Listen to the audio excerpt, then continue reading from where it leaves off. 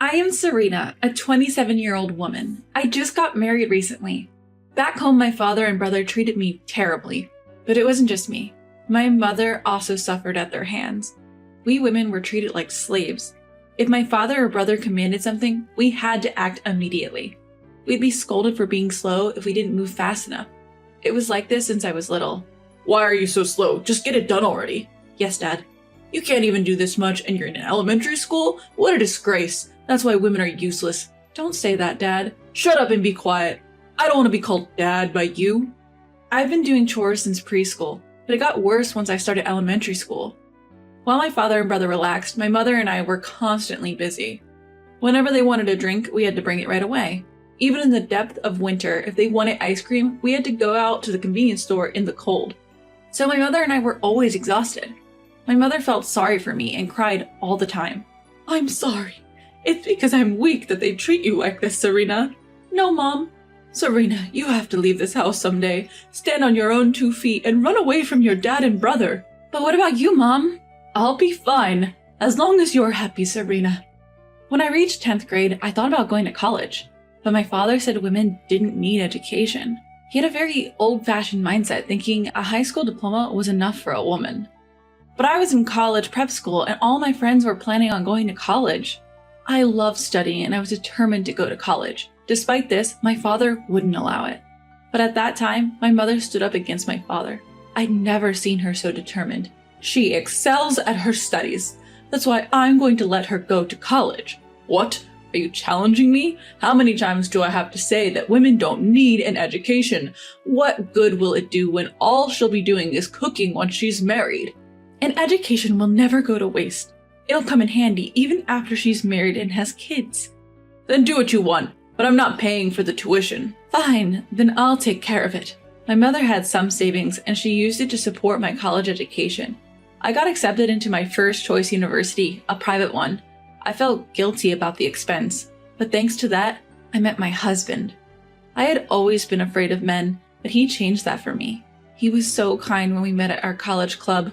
He was always cheerful and could make anyone laugh. Having grown up impressed by my father and brother, for the first time, I felt something positive towards a man. I started to think that I wouldn't mind dating someone like him, but I couldn't bring myself to confess and I kept my feelings hidden. In the end, we didn't date during our college years. After graduation, I ran into him at a reunion. He had changed a lot and had become a sophisticated city man. My family home was in New York, but in a rural area, and I had lived in an apartment during my university years. After graduation, I had been working in Manhattan, where I was known as Plain Jane at my company. I wasn't sure if a plain Jane like me was suitable to be with him, but he asked me to come over, so I did. We reminisced about our old club days and ended up dating. After a year and a half, he formally proposed, and that's how we got married. After creating my own family, I was worried about my mother back at my old home. I felt sick thinking she was still being abused by my father and brother. Hello, Mom, how are you doing these days? I'm fine. More importantly, are you doing okay, Serena? I'm fine, really. Danny helps out with the chores. He's probably even a better cook than me. Oh, is that so? I guess he got that from his father, who's a chef, right? Maybe. Don't worry about me, okay? And you need to take care of yourself, Mom. Yes, I got it. Mom said this in her usual kind voice, but somehow I had a bad feeling. I had the hunch she was in trouble, due to my father and brother's horrible treatment. They despised us for being women, but my mother in particular was targeted. It was because of the scar on her face. She had an accident before I was born, which left a prominent scar. My father would call it hideous and disgusting, so my mom always covered the right side of her face with her hair where the scar was. It was heartbreaking that my mother, who got injured defending my father, was being called ugly. It was clear my father didn't appreciate her at all. Even my brother was cruel, saying things like, "Don't come to the open house, you're disgusting." I thought those were things one should never say, even if they are family. One day my husband and I were enjoying a happy hour. In the heat of midsummer, we were sipping chilled beer while nibbling on snacks. Suddenly, our home doorbell rang. It was just before 9 p.m. and we wondered who it could be at such an hour. Stepping out with my husband, we found Mom standing there. "Oh, Danny. Mother-in-law, what brings you here at this hour?" "Could you lend me $20? I'm sorry for bothering you, Serena and Danny." $20 is fine, but what happened?" "I thought I'd head to a motel or something." "A motel?" What are you planning to do there now? As long as I can get some sleep, that's enough. What? I was kicked out of the house by your dad and his lot. I don't have any money. I froze in shock. When I asked her to tell me more, the details were beyond horrific. After dinner that day, Mom had been doing the usual housework. That's when Dad and brother started demanding more alcohol and ice cream. So Mom left the house with just her coin purse and smartphone. But when she got home, the door was locked from the inside. Unlock the door, I brought the drinks and stuff. Just leave it there. We don't need you anymore. What? Drop whatever you bought and disappear. A worthless wife like you.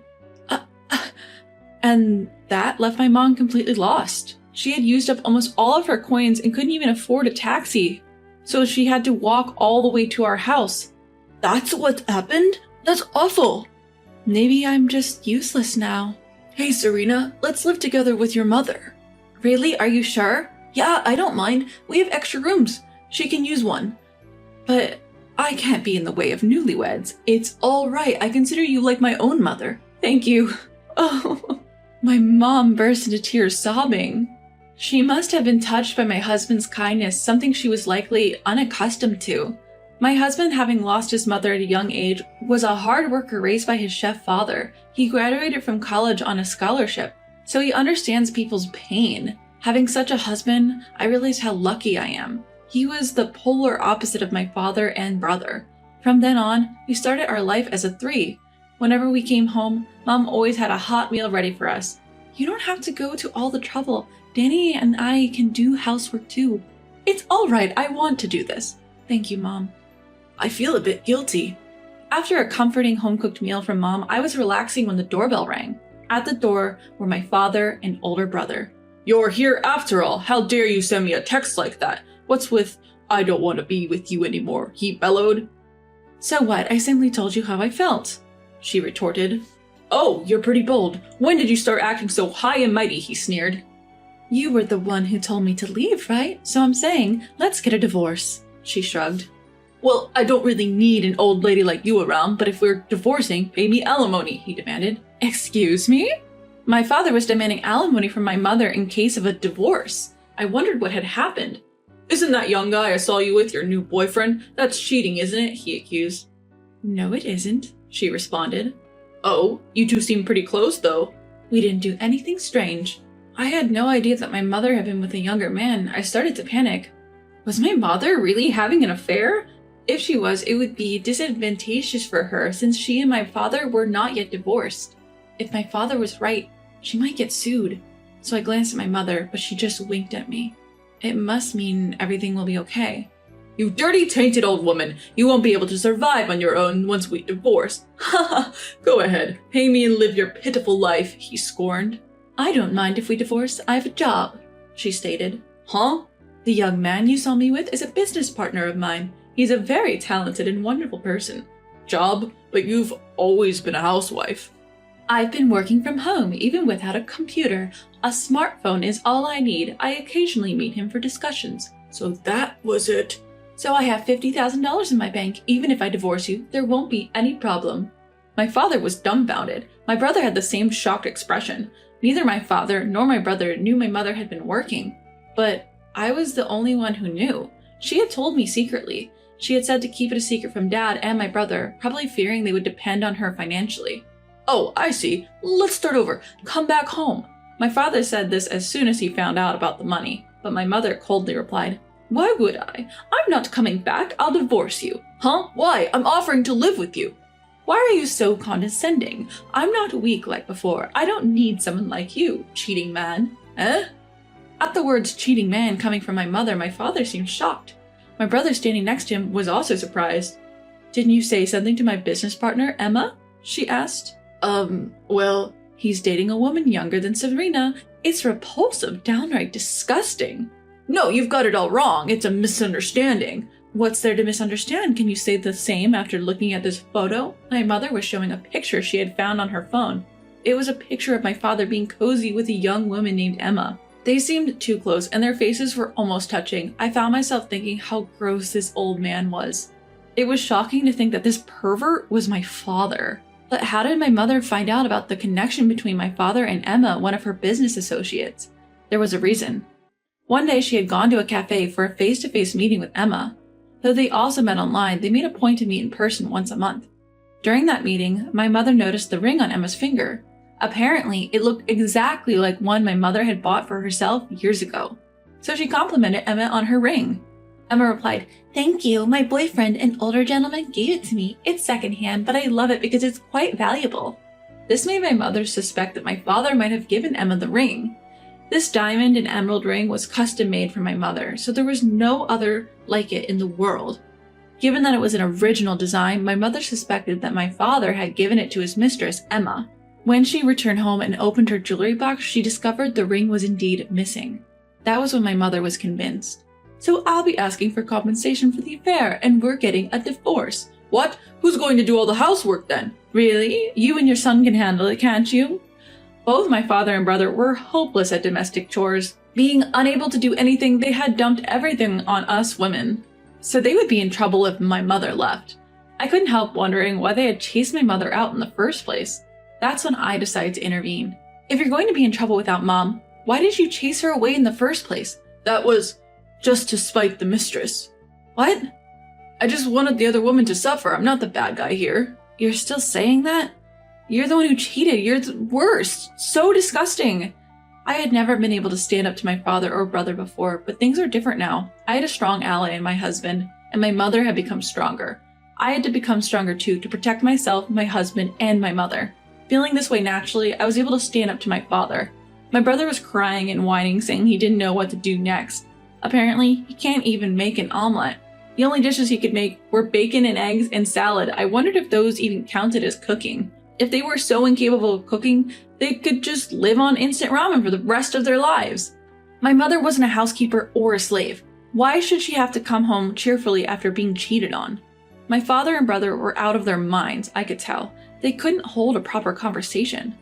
"Well then, since it's decided, we need to get prepared. I have to find a good lawyer." Hold on. I don't care anymore. I'm definitely getting a divorce, be it mediation or a trial, it doesn't matter. I've suffered emotional distress from you, and I might be able to get a lot of compensation money. No way, I don't want that. My brother was smirking at this point. Even if a divorce occurs, the parent-child relationship won't end.